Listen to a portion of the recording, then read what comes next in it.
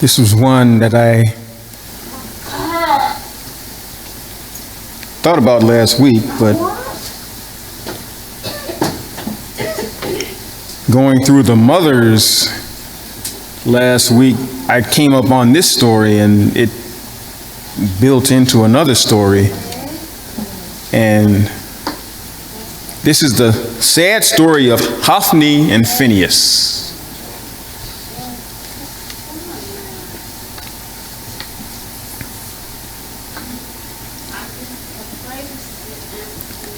Eli in the Bible was a Jewish priest living in the days of the judges and serving Yahweh at the tabernacle in Shiloh.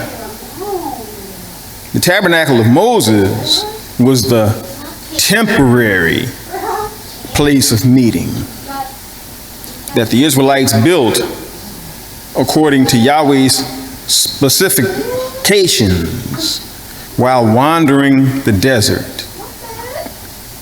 And they used this until King Solomon, built a temple in Jerusalem. The word tabernacle is a translation of the Hebrew Mishkan, H4908, for those who are studying. H4908, which means dwelling place. The Feast of Tabernacles commemorates this time of wandering before the Israelites entered the land of Canaan. Much evil was done in this time, but this was a testing of time for the priesthood. And the people of Yahweh Elohim also. He chose a method of choosing priests. Some were good and some were evil. This is the way of all flesh. Some are evil, some are good. And that mixture is one that is not one that Yahweh chooses to partake of. He's going to cleanse us all of this flesh in time.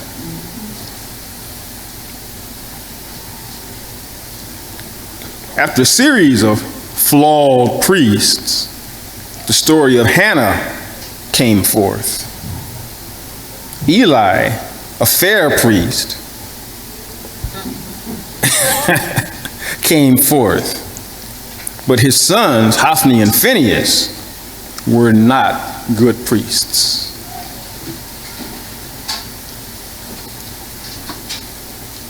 A city near the hill country of Ephraim, Eli is best remembered for his blessing on Samuel's mother and for his part in Samuel's first prophecy.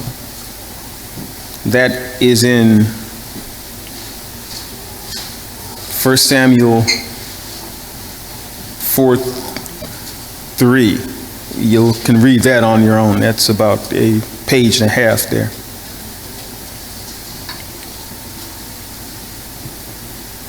It would have made this almost an hour and a half sermon. I couldn't put you through that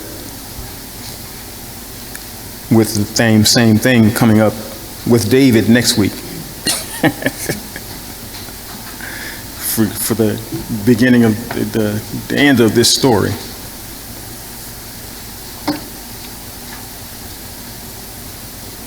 If you remember from last week, Samuel's mother was one of our mothers of the Bible, Hannah. Hannah was childless in a blended family,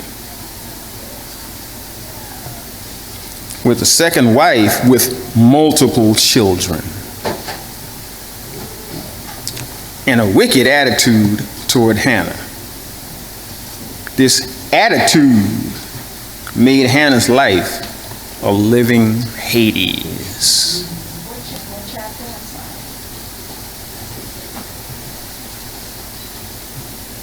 I didn't give one yet.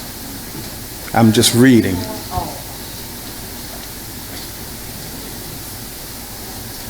I'll get there. And a wicked attitude toward Hannah.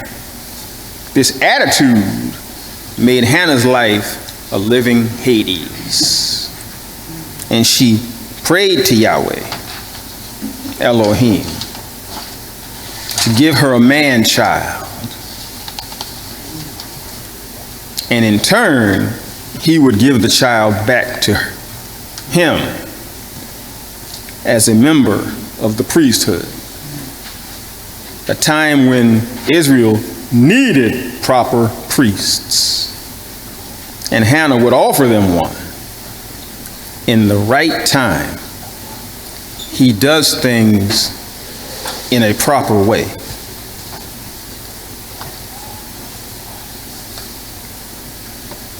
First, Samuel offers much important information about the sins of Eli's sons, Hophni and Phineas. The summary of their lifestyle is given in the introduction to these men don't miss this, 1 Samuel, the 2nd chapter, the 12th verse. 1 Samuel, 2nd chapter, the 12th verse. Now, the sons of Eli were worthless men. They did not know Yahweh Elohim, or more specifically, they didn't want to know him. The custom of the priests with the people was that when any man offered sacrifice, the priest's servant would come while the meat was boiling. What? Boiling? I'll get into that later. With a 3-pronged fork in his hand. 14. And he would thrust it into the pan or kettle or cauldron or pot. Wait a minute. That's too many options. Notice all of these options. Yahweh always makes very specific instructions for all phases of anything that is done for him, especially according to sacrifices and sacrifices to him especially.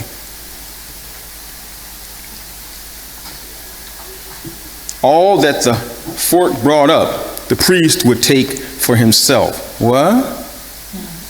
They did everything wrong here. This is what they did at Shiloh to all the Israelites who came there.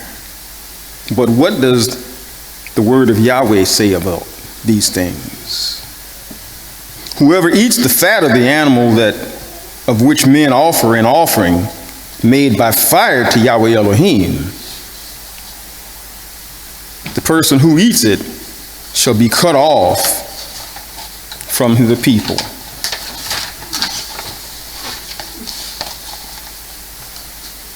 They were doing this every day.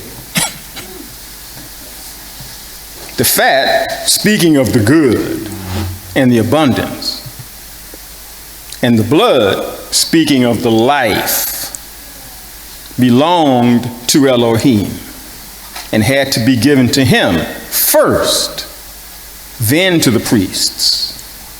Verse 15.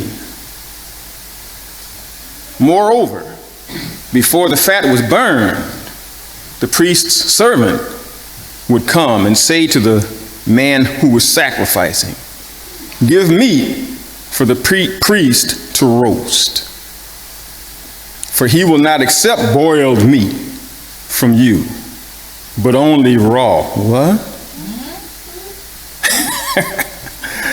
They were doing it all wrong.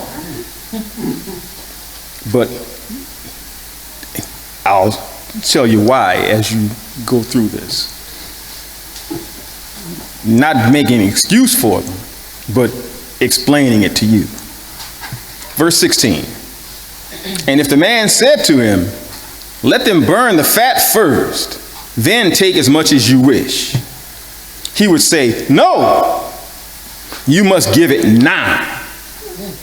And if not, I will take it by force. This is the priesthood of Yahweh Elohim? That sounds like stuff that's out saw in Roseland.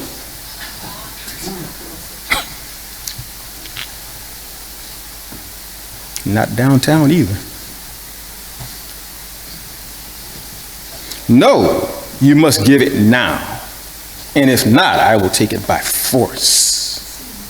17. Thus the sins of the young men were very great in the sight of Yahweh Elohim. For the men treated the offering of Yahweh Elohim with contempt. Eli's sons were scoundrels. They had no regard for Yahweh Elohim. There's a payment for that coming. Because Eli's sons did not know or regard Yahweh. They acted in wicked ways. First, we are told that Eli's sons took a three-pronged fork and ate whatever meat they brought out of the pot when sacrificing an animal. This was in contradiction with the law for priests, who were commanded to first give the part of the sacrifice to Yahweh Elohim, then eat their part, whatever it was. But they did eat the breast and upper thigh of the animals. This is found in Leviticus, the 7th chapter, the 25th verse. Leviticus, the 7th chapter, the 25th verse.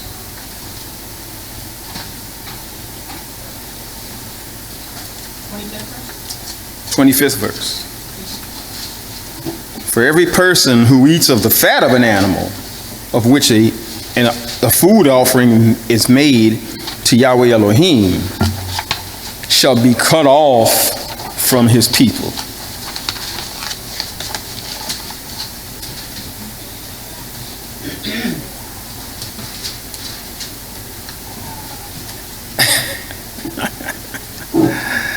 I had known this a few years back. A few of the problems that I'm having now, would I have never had them. All that fat I've eaten over the years. And I'm not the only one.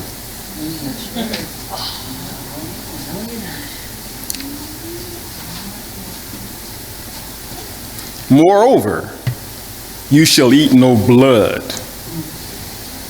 I've known some people that at feasts and other occasions ordered their meat rare.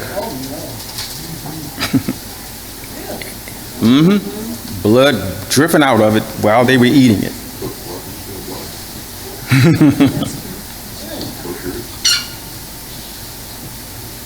And I don't know who, but you all saw it too, some of you. Some still see it.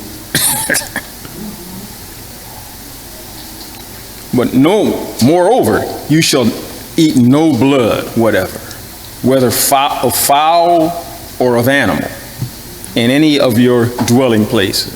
Whoever eats any blood, that person shall be cut off from his people.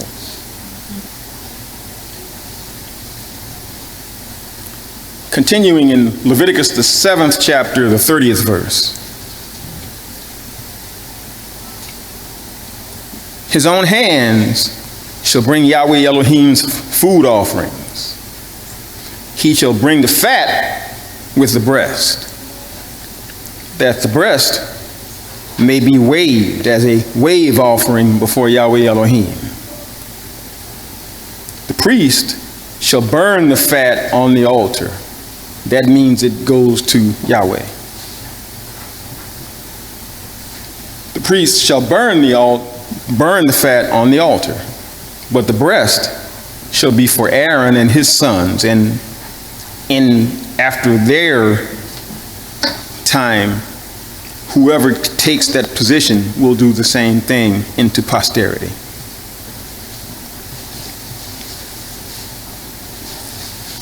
And after others take the position, they will take it also into posterity. 32. And the right thigh you shall give to the priest as a contribution from the sacrifice of your peace offerings. Whoever among the sons of Aaron, or whoever comes after Aaron's sons, offers the blood of peace offerings, and the fat shall have the right thigh for a portion. For the breast that is waved and the thigh that is contributed, I have taken from the people of Israel out of the sacrifices of their peace offerings, and have given them to Aaron the priest and to his sons as a perpetual due from the people of Israel. And that food will be properly going to Yahweh, not the people. The way Eli's sons did it, though, a little different. And that's not all they ate. And if that weren't enough, Eli's sons were sleeping with the women who were dedicated to the service of the tabernacle. 1 Samuel, 2nd chapter, the 22nd verse. I'm not making this stuff up. I couldn't make this stuff up. 1 Samuel, 2nd chapter, the 22nd verse. Now, Eli was very old, and he kept hearing all that his sons were doing to all Israel, and how they lay with the women who were serving at the entrance to the tent of meeting. They were doing the same thing everybody else was doing in Babylon and everywhere else. They're in the tent of meeting of Yahweh Elohim. 23. And he said to them, why do you do such things? For I have heard of your evil dealings from all these people. And what did Eli do about what he heard? What did he do about it? Nothing. Not a thing. I was wanting to say something else. Not a doggone thing. Nothing. There is a lesson in this if you listen. Everybody gets a different lesson, but there's a lesson in this. 24. Know, my sons, it is no good report that I hear the people of Yahweh's Elohim spreading abroad, so to speak. If someone sins against a man, Elohim will mediate for him. But if someone sins against Yahweh Elohim, who can intercede for him? But they would not listen to the voice of their father when it finally came.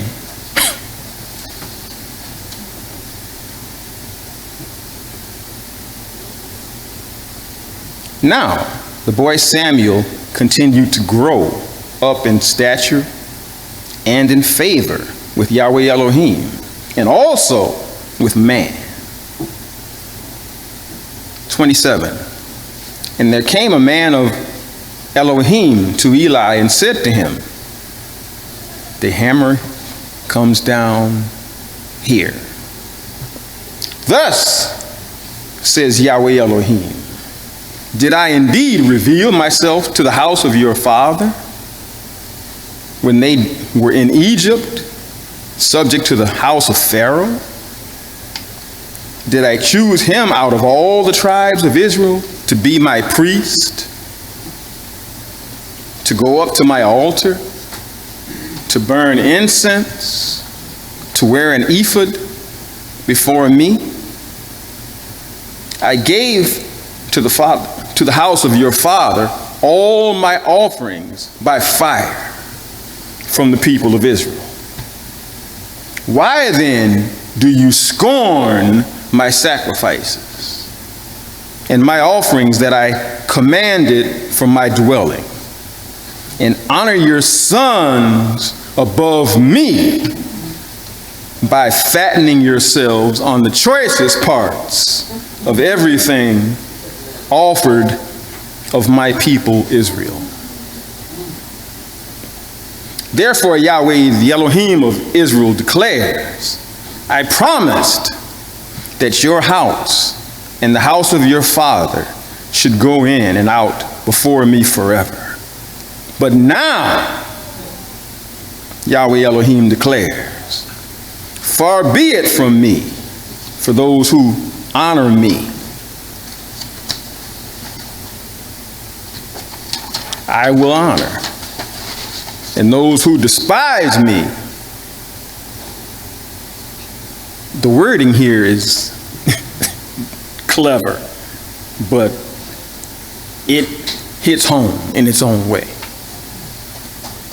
I will honor those who honor me, and those who despise me shall be lightly esteemed. Lightly, very lightly esteemed. Chew on that a while, and you'll figure it out. 31.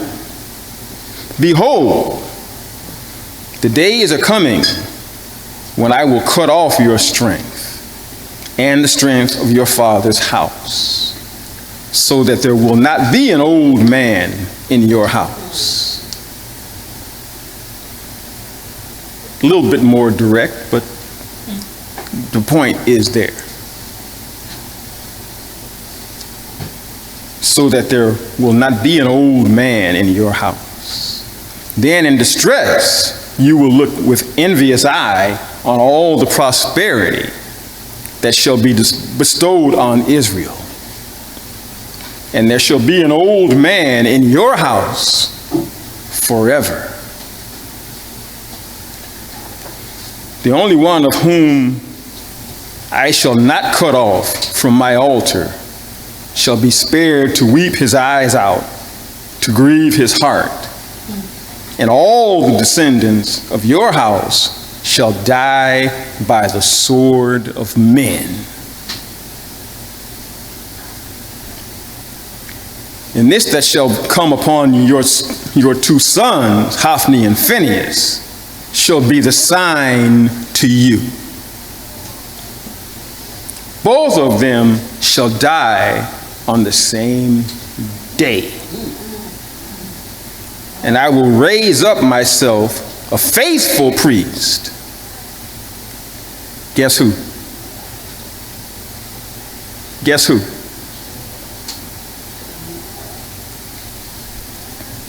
Keep going.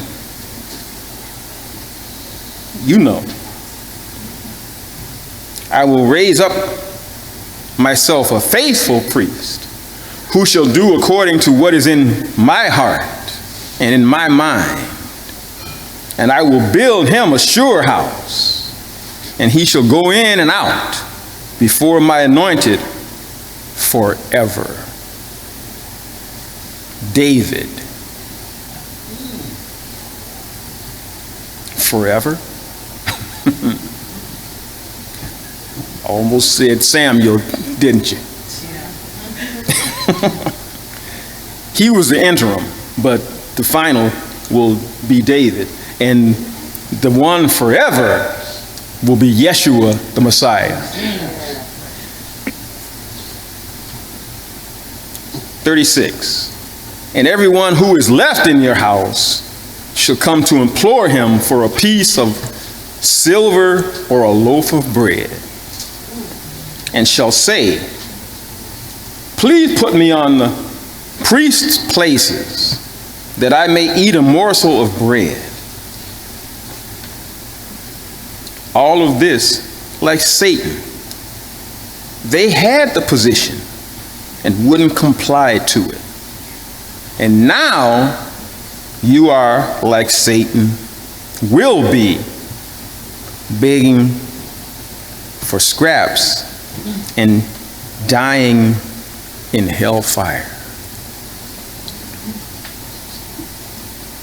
1 Samuel, the 4th chapter, the 1st verse.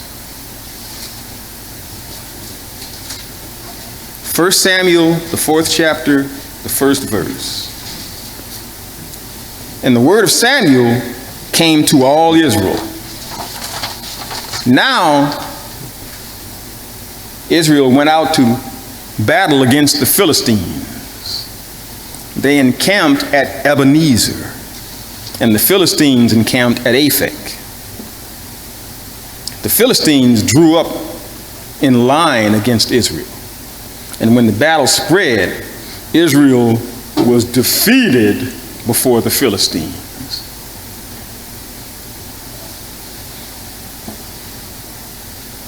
Who killed about 4,000 men on the field of battle. Sometimes it's better when your sons do wrong to punish them right away.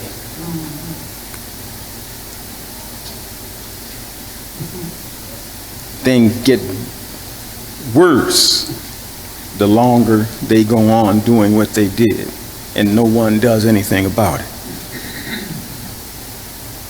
Verse 3. And when the people came to the camp, the elders of Israel said, why has Yahweh Elohim defeated us today before the Philistines? Let us bring the ark of the covenant of Yahweh here from Shiloh, that it may come among us and save us from the power of our enemies. Look at this.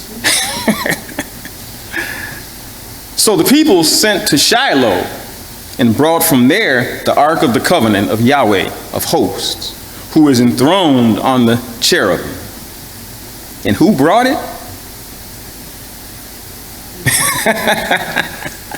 And the two sons of Eli, Hophni and Phineas. You know what's going to happen, aren't you? Aren't you there yet? Are we there yet? And the two sons of Eli, Hophni and Phineas, were there with the ark of the covenant of Elohim. They didn't like Elohim much. Now that all these men are dying around them, they're clinging to his ark.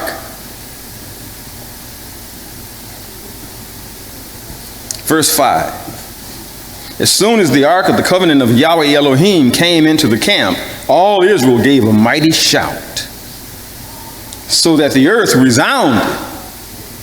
And when the Philistines heard the noise of the shouting, they said, what does this great shouting in the camp of the Hebrews mean?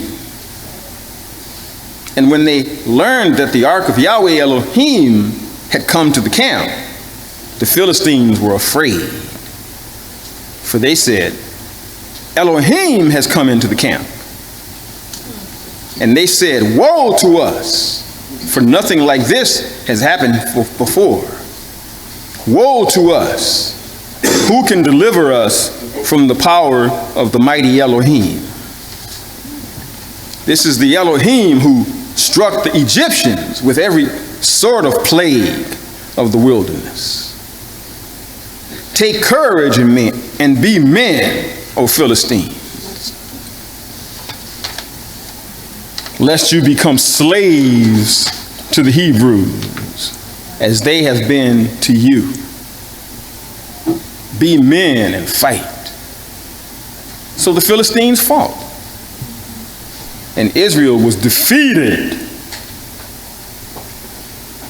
and they fled, every man to his home. And there was a great slaughter, for 30,000 foot soldiers of Israel fell.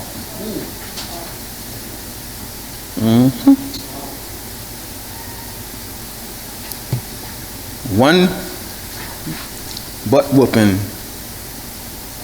less than happened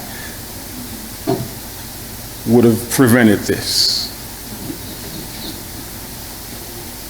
One time doing what you wanted to do instead of what you had to do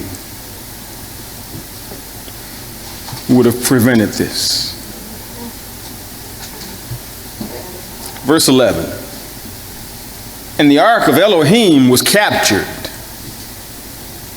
and the two sons of Eli, Hophni and Phineas, died. A man of Benjamin ran from the battle line and came to Shiloh the same day with his clothes torn and with dirt on his head.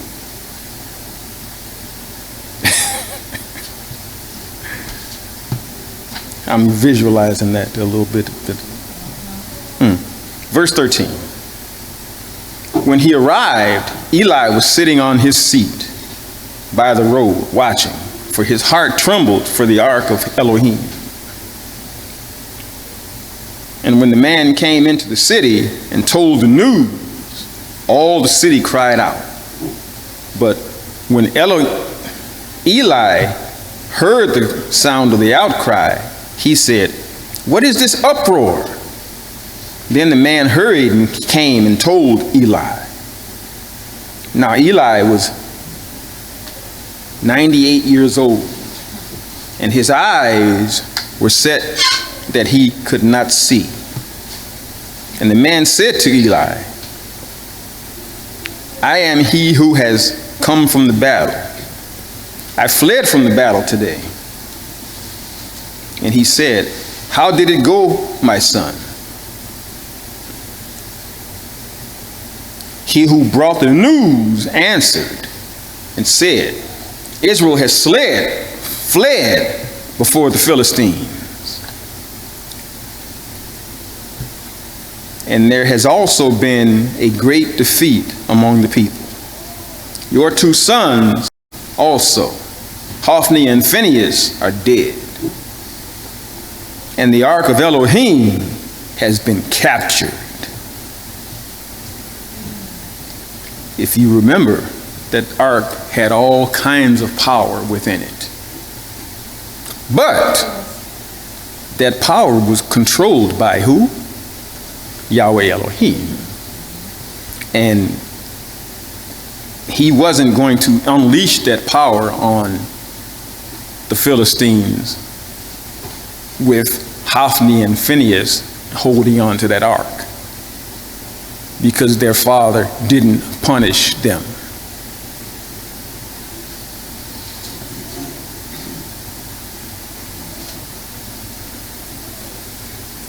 It doesn't work like that. He had judged. Go back to 18. As soon as he mentioned the ark of Elohim, Eli fell over backward from his seat by the side of the gate, and his neck was broken, and he died. For the man was old and heavy. He had judged Israel 40 years. Sometimes when you do something for a long time, you get to that point where you think you can do anything. This is proof that that's not true. This is proof that that's not true. If you hold the position, you gotta hold it. Hold it.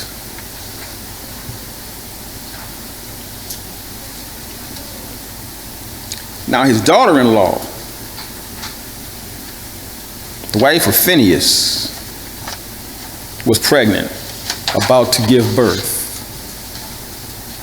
And when she heard the news of the ark of Elohim was captured and that her father-in-law and her husband were dead, she bowed and gave birth, for her pains came upon her. And about the time of her death, the women attending her said to her, "Do not be afraid, for you have borne a son." But she did not answer or pay attention.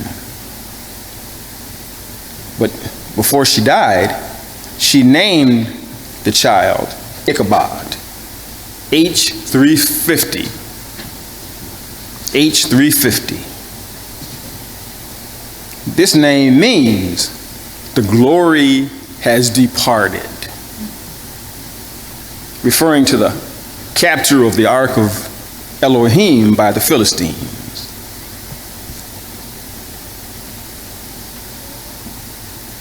Verse 22, and she said, "The glory has departed from Israel, for the ark of Elohim has been captured."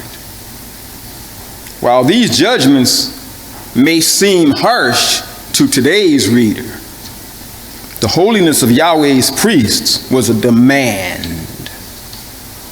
of the law of Elohim, strictly adhered to by Moses, along with the judgments that came upon those who disregarded Yahweh's laws and ways. If you recall, 2 of Aaron's sons were struck dead for presenting unauthorized or strange fire in the early days of the tabernacle's use. Being a few years apart, the events with Aaron's sons would have been known by Hophni and Phineas. Yet, they directly disregarded the warnings in pursuit of maybe ego and personal satisfaction, little stuff. Don't say any more than that, right? In other words, getting your own way.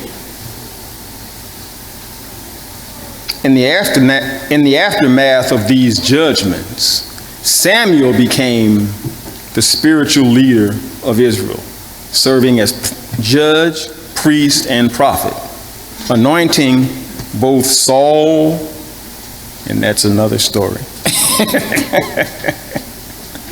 and David as Israel's first 2 kings. Even in these most difficult of times, Yahweh was at work to continue his plan to lead his people. Eventually, that king will be Yeshua, our Messiah. Any questions? Any comments? Ruby.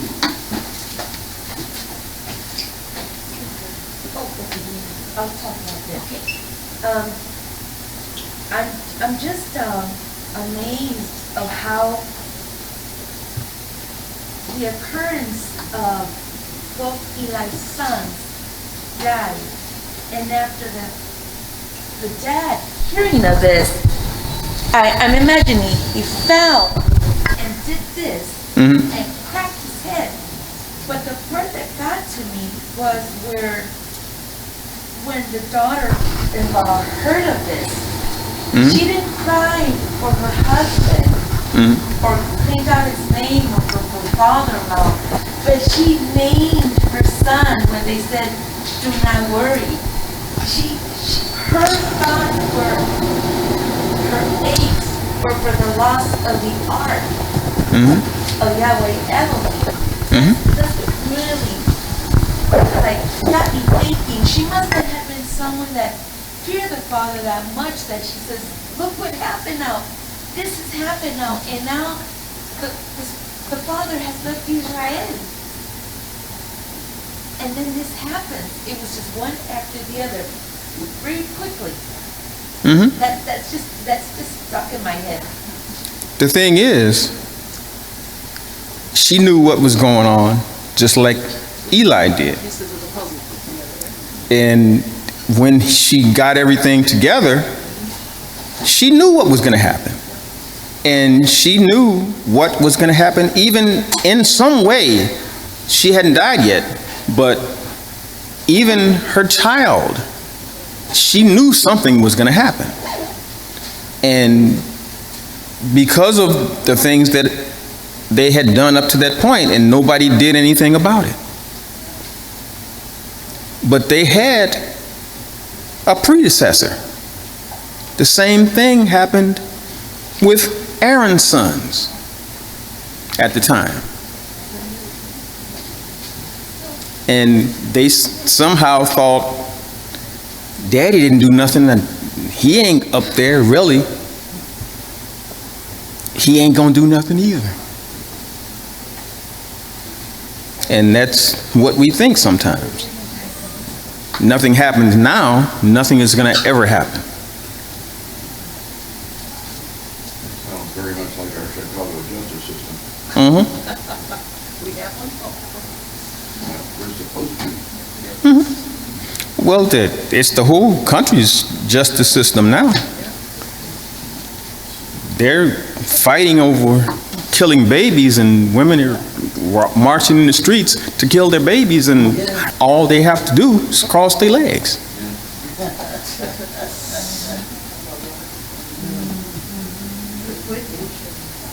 Whitney? I found this verse in the Bible. It's Matthew chapter 4, verse 7. And it says, Yeshua said to him, "It is written again, you shall not tempt the Lord your God." And that's what Phineas and his brother did. They tempted the Lord, Hophni, yeah. their God, by practicing immoral practices in God's temple as priests. And so that scripture really just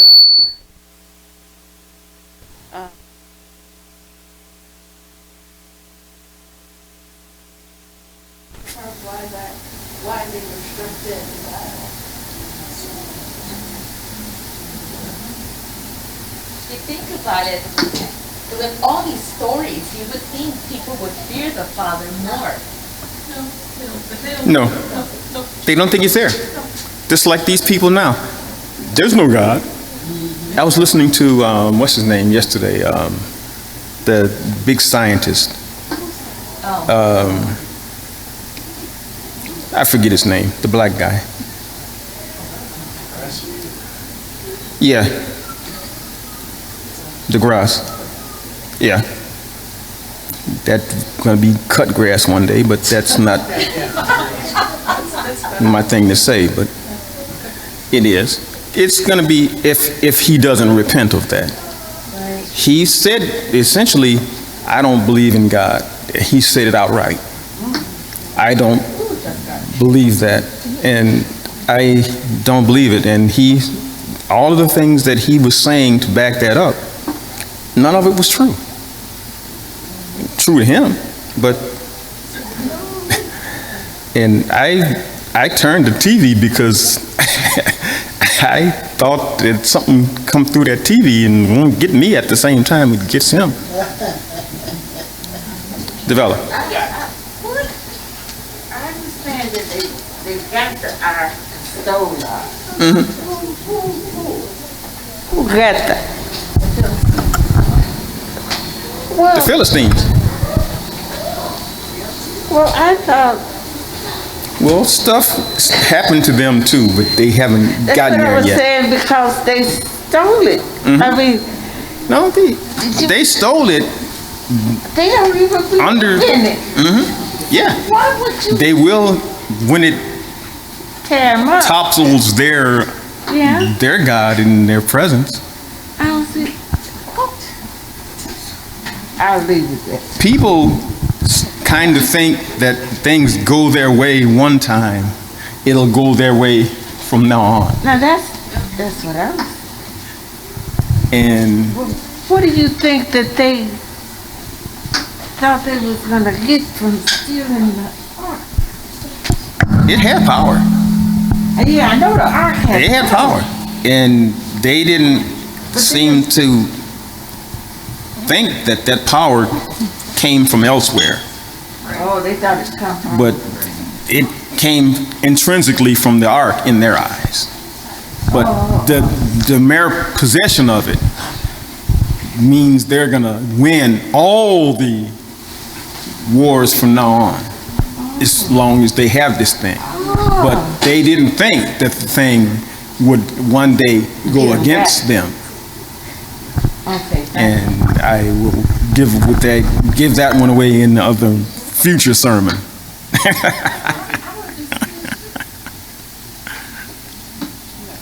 Ruby. So in essence, really, even though they didn't believe in Yahweh Elohim, and they took the ark because they were fearing, but because of the power, so in essence, they were thinking, this box is magic. Because it has all these Yeah. powers. So that's Yeah. basically okay. Not because they fear that the Spirit of the Father was in there, just that what I was like a saying. genie. But what did their leaders say when he sent them into battle? Be what? Be men. Be men. Fight to your last. And that was what did it for them, not the ark. The ark at that point was dormant. He wasn't going to fight for them, but he wasn't going to fight for the people that went against him either. The ark had nothing to do with it in that instance. It will be later on, but I haven't gotten there yet. Winnie has one. Whitney. I was going to say, we're out there, people will sin willfully, Mm-hmm. but they don't realize that God can come and strike them down, like he did Phineas, Mm-hmm. his brother. And that just is a testament to how merciful that he is. Yes. We also said that if you keep on doing this willfully, and you know that, Mm-hmm. yeah, you're gonna rejoice. Mm-hmm. And I'm not gonna have no mercy on you. You keep doing this, you know you should do this, you will rejoice. Mm-hmm. Don't weary the spirit. That's all. Dwayne. Seems to be in your record of the Israelites asking God's help in these battles. They brought the ark there and thought, well, that'll do it. Mm-hmm. But they didn't ask. Yep. I don't think they understand now. Everything that everything that happened to them happened, and they went on and went back. And even in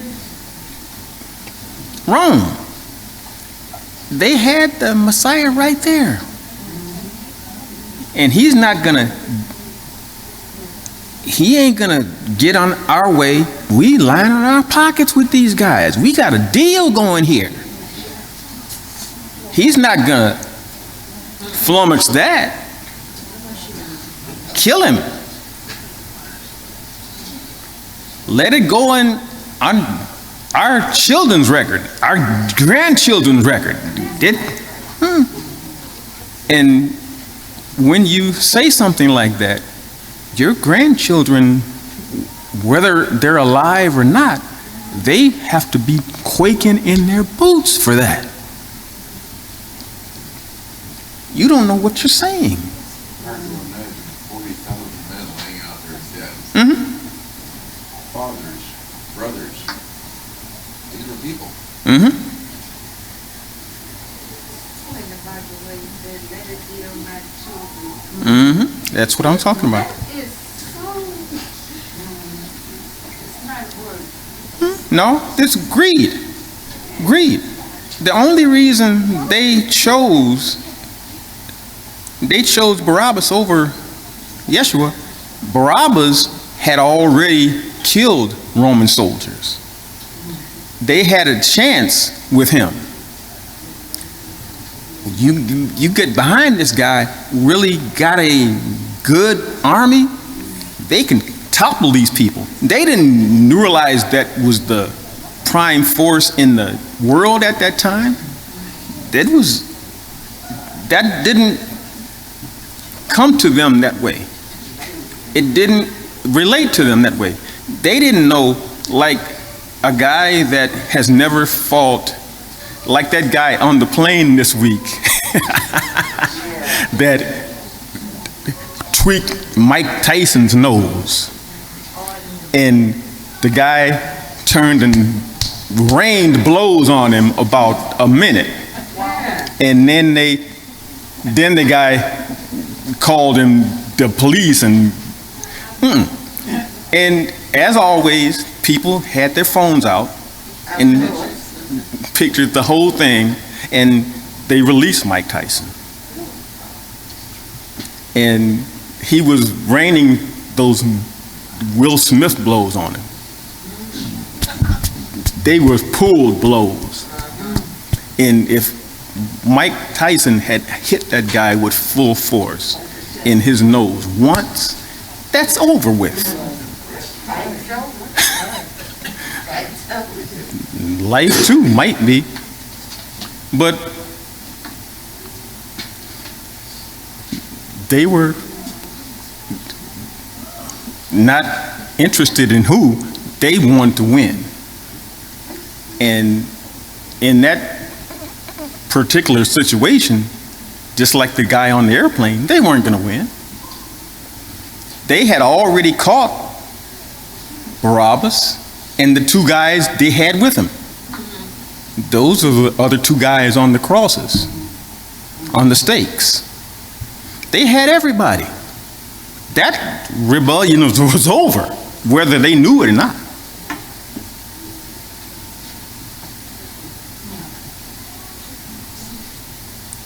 Go back and read through that again.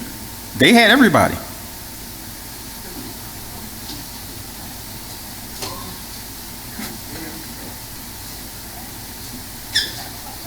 Anyone else?